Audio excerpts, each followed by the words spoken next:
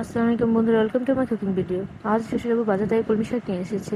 ভাবছি শাকটি শুটকিতে রান্না করবো, তাই শাকগুলোকে কেটে ধুয়ে নিয়েছি।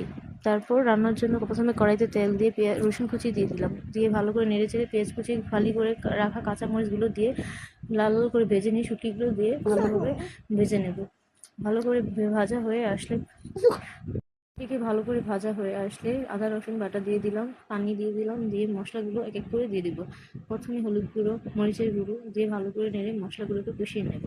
মশলা কষানো হয়ে আসলে শাকগুলোকে দিয়ে দিব।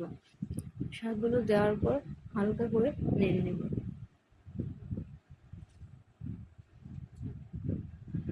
একটু ভালোভাবে নেড়ে চেড়ে একটা ঢাকনা দিয়ে ঢেকে দেবো।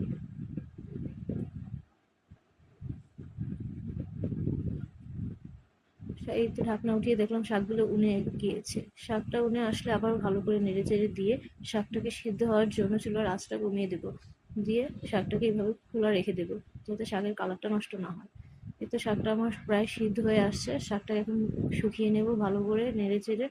পানিটা শুকিয়ে নিয়ে শাকটাকে ভালোভাবে রান্না করে একটু চুলা থেকে নামিয়ে নেব।